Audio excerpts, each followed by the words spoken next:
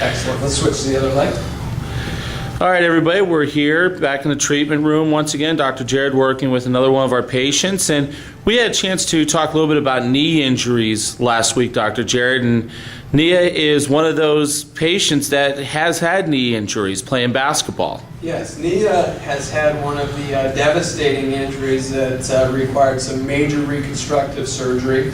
She was one of those patients that would fall in just like so with that knee on something similar to this particular test. Well, the failed test becomes the treatment that we're doing here. And Nia, go ahead and do it the way that you were doing before, where you were dropping your body straight down over your foot. And you can see there, in this way, she's just shearing her knee forward. Pretty much all of her body weight, all of her stress is through this knee and the quad, correct? Yes. Now do it the way that you're posted. There you go. Even a little bit farther back. More torso forward, torso forward. There you go. Reaching a little bit farther back with that foot. Good. Now we see that this hip gets involved in the equation, okay? The epicenter, the center part of our body, where we control our center of gravity, how we control that knee and that foot in space and stabilize it for protection, but also for performance, all comes from right here. Are you feeling it in your glutes now? Yes. Good, good, good. And this is the surgery knee? Yes. Good. Let's have you just slide over and do the left one. Good. Very good. Stay on that heel. Push from the heel. There you go. A big difference or a big cue that we give people here is the difference between pushing through the toes and pushing through the heel.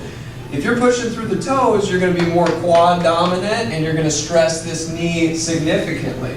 If we can get you in a training situation to be pushing off your heels, you're more loading the posterior chain, as Nia is doing a very good job of right now, really working glute, hamstring, the power producers, as opposed to the things that really drive injury. So great job, Nia.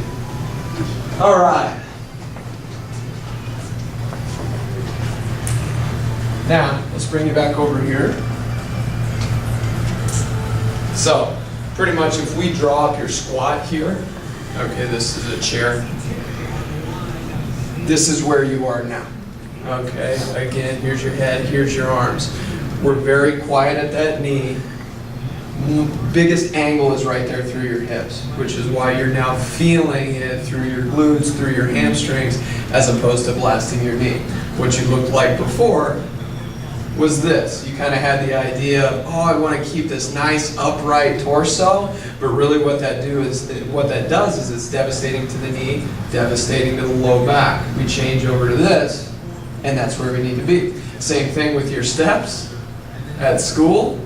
You can either look at those as torture, or you can look at it as an opportunity for rehab. If you take each step more in that situation right there, where you're driving a little bit more from your hip, you're in this forward-leaning posture, driving through your heel, well, really you're doing, well, not this, you're doing this. So every time that you move up these steps, the 12 flights or whatever it is, you're getting a good exercise through this glute that's building the motor pattern to keep you safe and performing well. You got a question? You want to draw something? All right.